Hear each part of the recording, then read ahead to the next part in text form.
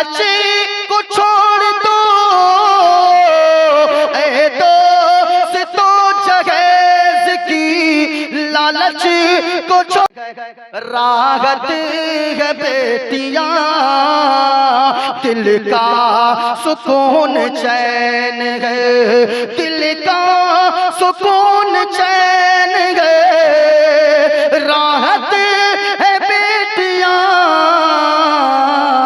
सच पूछिए तो बाप की जन्नत है बेटियां, सच पूछिए तो बाप की जन्नत है बेटियां।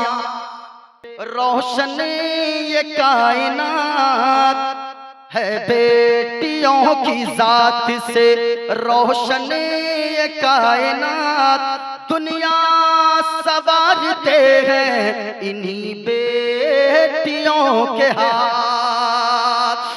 सच है खुदाए पाक की नेमत है बेटियां, सच पूछिए तो बाप की जन्नत है बेटियां, सच पूछिए तो बाप की जन्नत है बेटियां।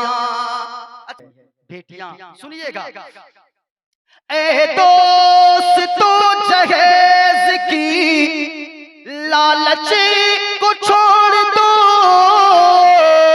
ए दोस्तों, जहेज की लालच को छोड़ दो। बेटी बहू बने तो जो ए दोस्तों, जहेज की लालच के वास्ते।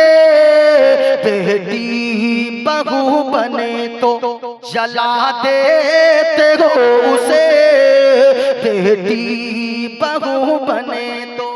आए दिन सुनने को मिलते हैं, फला घर की बेटी है और वो जहर खा ली।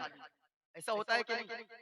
फला लड़की बेटी की शादी हुई थी फला गांव में, बड़ा मालदार घर था, लेकिन वो गया, वो उसकी बेटी दुल्हन बनकर गई। 2-4 साल शादी के हुए, फांसी के फंदे से लटक गई।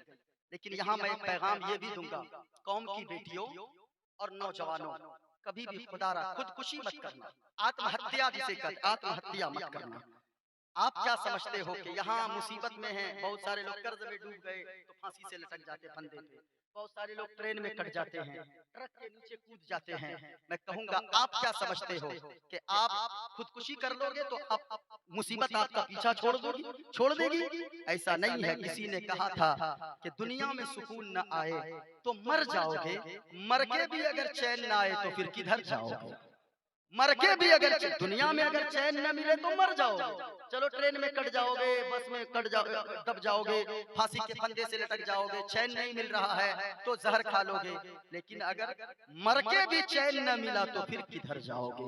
इसलिए मेरे भाइयों, यहाँ जितने लोग बैठे गए, माँ बहनों तुम भी बैठी हो, थोड़ी थोड़ी बात मरने मारने की बातें करने लगती हो कि हम तो फांसी के फंदे से लटक जाएंगे, हम तो जहर खा लेंगे। और ये दुखती हुई रग पे मैं हाथ रख रहा हूँ, ये आपके यहाँ ही का सिर्फ मामला नहीं है, हमारे यहाँ की भी यही हालत है। मैं कहना चाहूंगा, जो आत्महत्या करता है, जो खुदकुशी करता है, जो खुदकुशी करता है, ऐसा नहीं है कि मर जाओगे तो मामला खत्म हो जाएगा। मुस्तफा फरमाते गए, आक़ाए करीम फरमाते गए, जो खुदकुशी करके दुनिया से जाएगा, जो फांसी लगाकर मरेगा, जो जहर खाकर मरेगा, जो ट्रेन से कट के मरेगा, जो बस के नीचे आकर आत्महत्या करेगा, उसे मुसीबत उसका पीछा नहीं छोड़ेगी, बल्कि कयामत तक अल्लाह उसी तरह का अजाब देता रहेगा।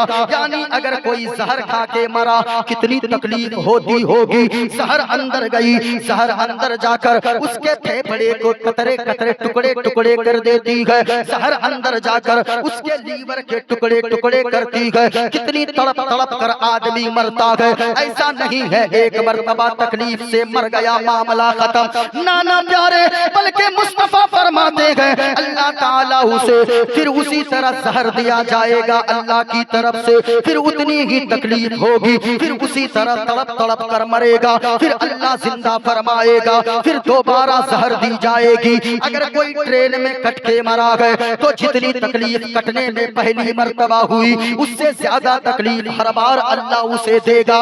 ऐसा नहीं है, इसलिए आत्महत्या मत किया करो। मुसीबत तो अल्लाह की तरफ से आती है, सब्र कर लेना मुसीबत पे सब्र कर लेना। अल्लाह दुनिया में इज्जतदार भी बना देगा, मरने के बाद जन्नत का हकदार भी बना देगा। भाई एक बात, लोग घबरा जाते हैं, मुसीबत से घबरा जाते हैं। मुसीबत से जानते हैं, जाइए जाइए जाइए, आपको कोई खुराक नहीं दूंगा, इसलिए कि मौला साहब हैं आप, ये लोग बैठ गए तो पता नहीं कितनों को लिफाफा मिलेगा, कितने को नहीं मिलेगा। एक तरह बाहर वाले जो भी आते हैं ना, तो वो किसी लालच ही में आते होंगे, लेकिन इलाके के उलमा जो आपके यहाँ बैठे रहते हैं ना, वो किसी लालच में नहीं बैठे रहते, वो सिर्फ इसलिए बैठे रहते हैं, ये किसी दुनियादार की महफिल नहीं, रसूल पाक की महफिल है।